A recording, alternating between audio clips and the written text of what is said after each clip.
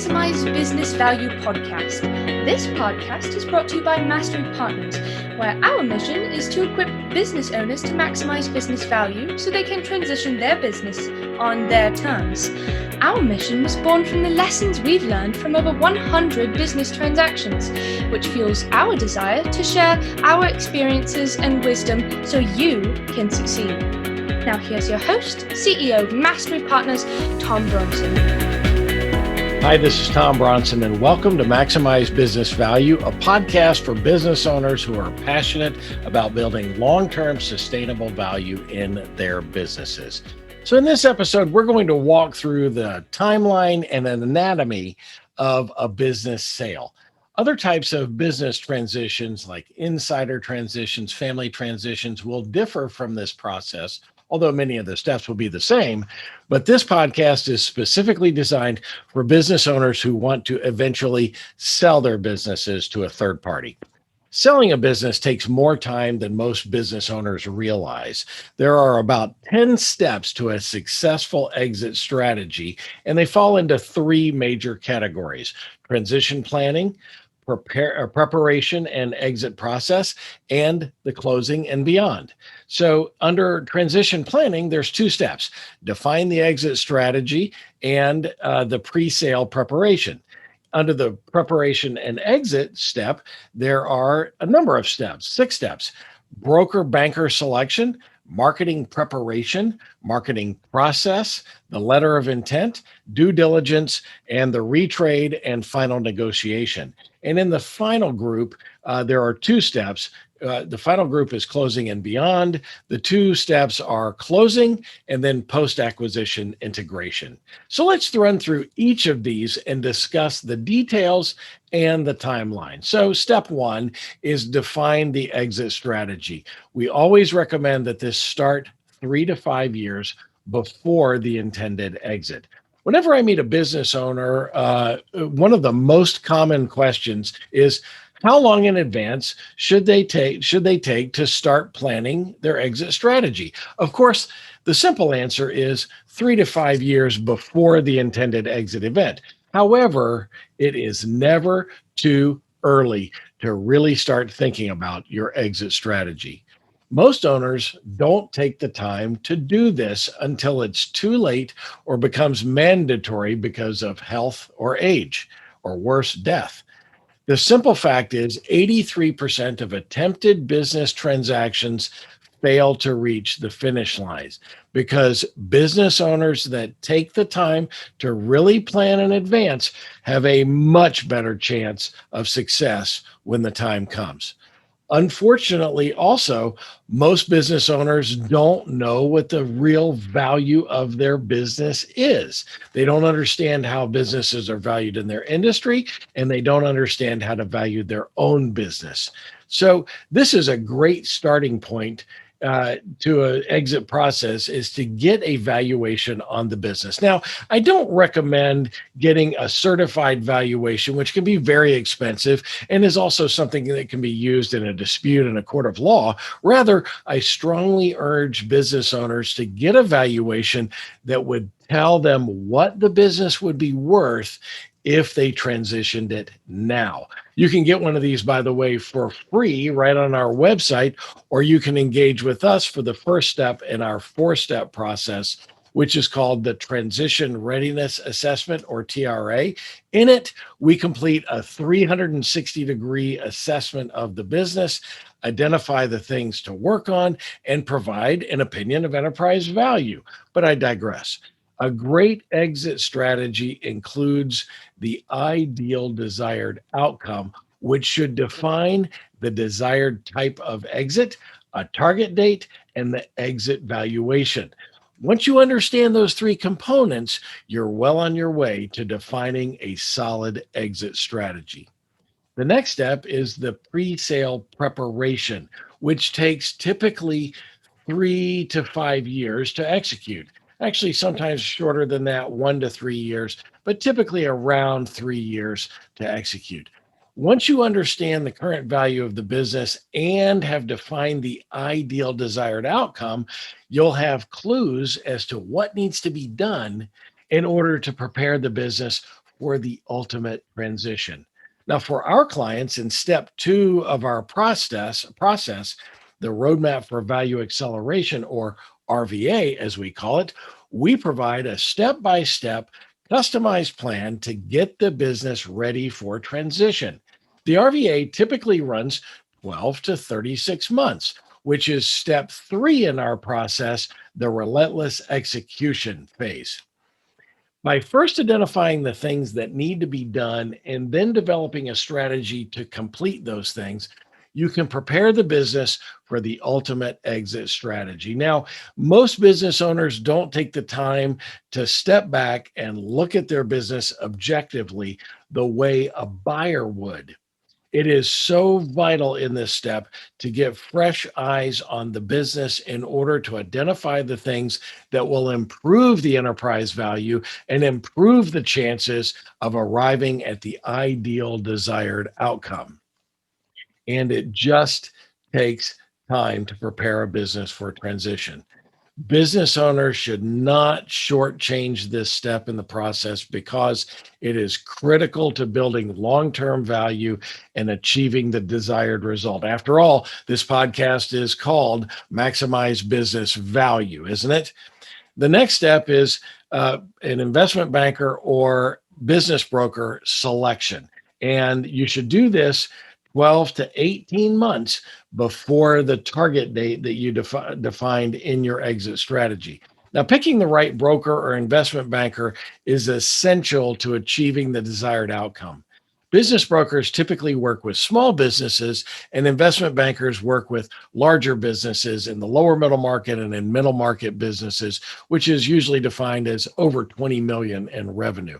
Collectively, both brokers and bankers are known as seller representatives.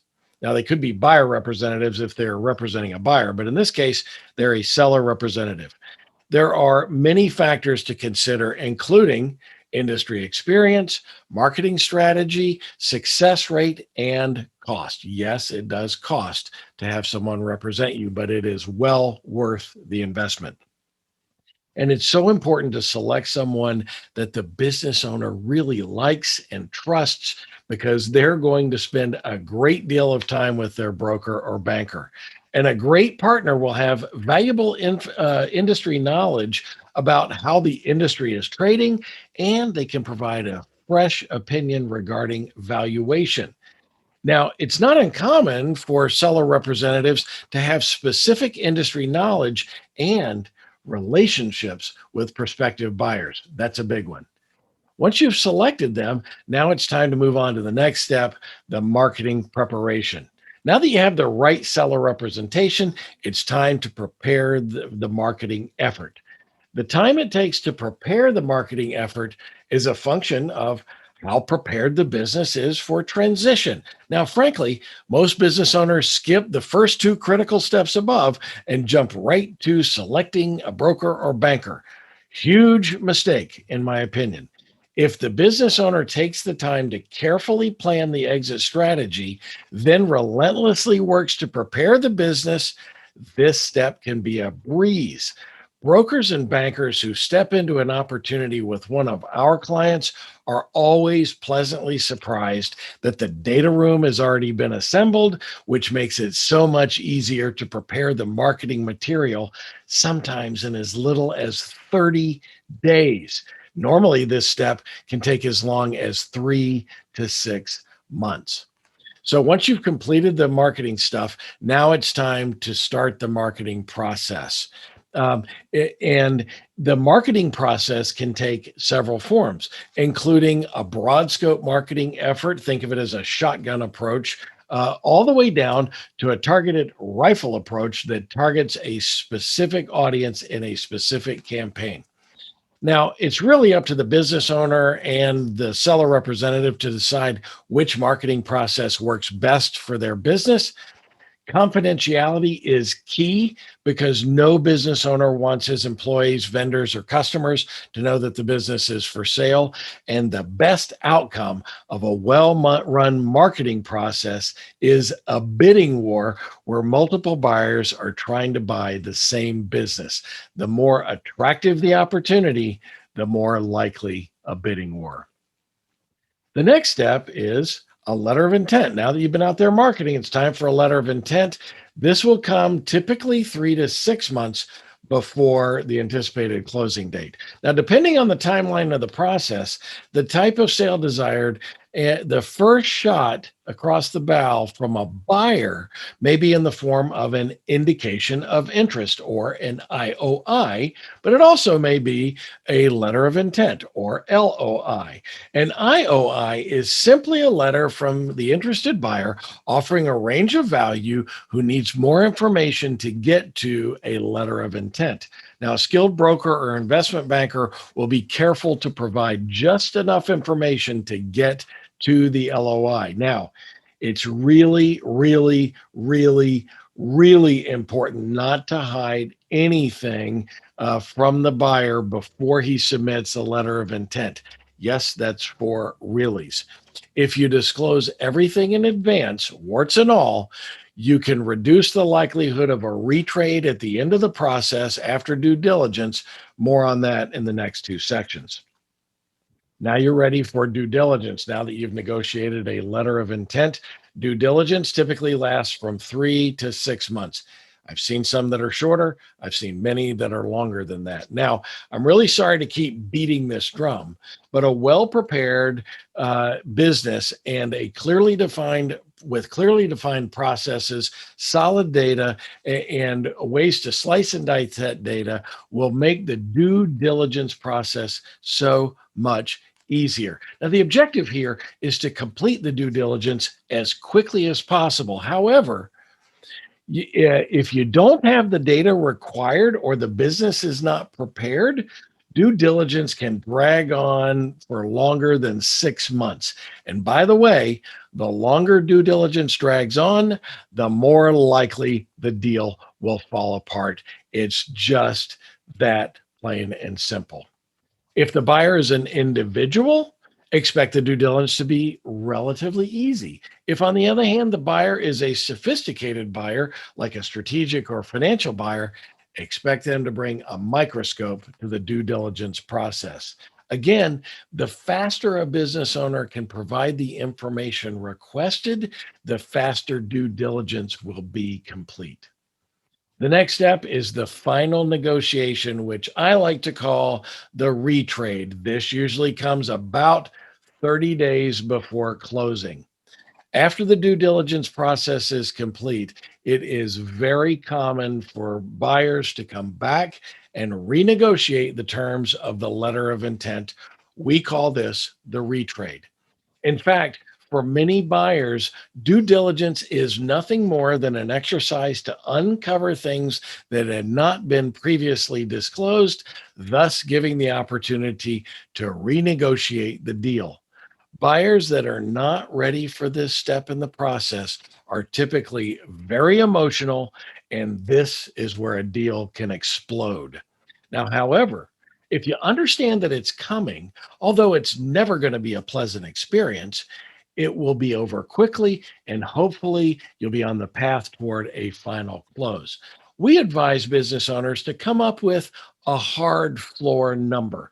A hard floor is the absolute bottom price that they would accept in order to do the deal.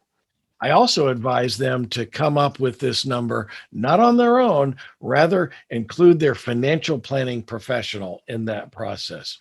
So let's say, for an example, a business is worth approximately $5 million.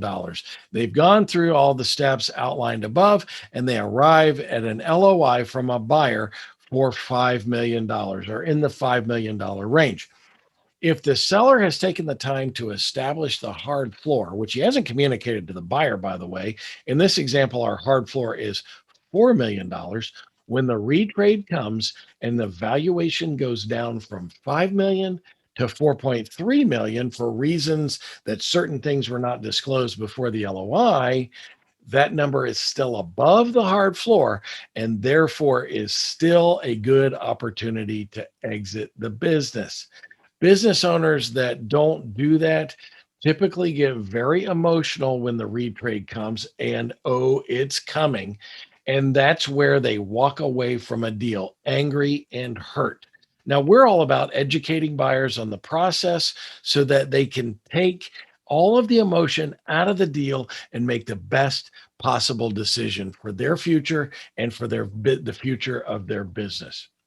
The next step, we're not done yet. The next step is the closing, which is hopefully right on target. Now that the final purchase agreement is in place, it's time to close the deal. This day in the life of many business owners is the best day of their life, as well as potentially the worst.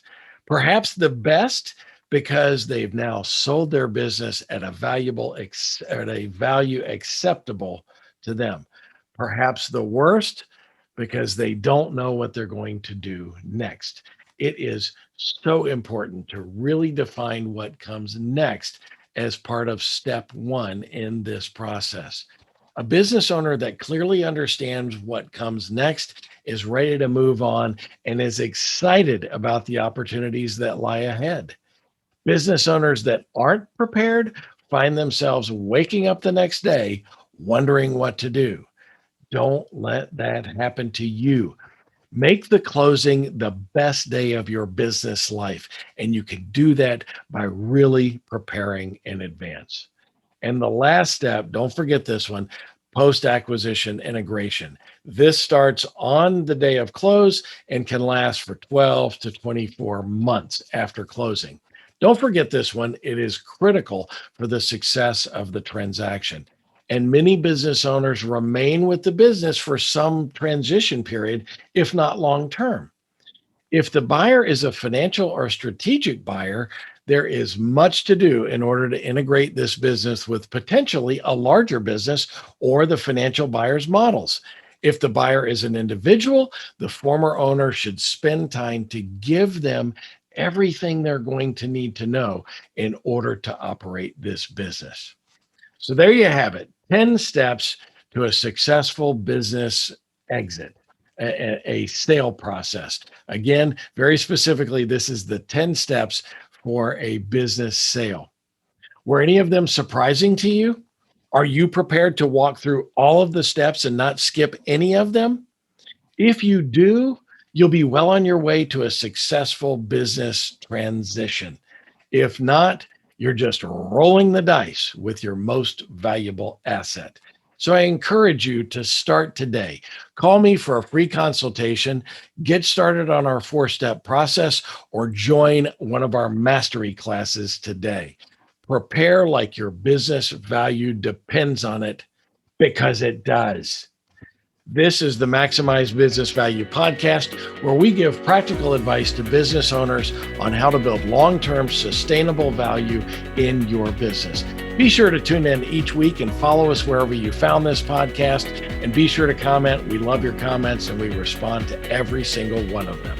So until next time, I'm Tom Bronson, reminding you to follow all the steps to create a great and satisfying exit experience while you maximize business value.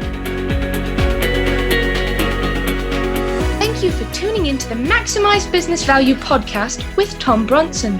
This podcast is brought to you by Mastery Partners, where our mission is to equip business owners to maximize business value so they can transition on their terms. Learn more on how to build long-term sustainable business value and get free value-building tools by visiting our website, www.masterypartners.com. That's master with a Y, masterypartners.com. Check it out.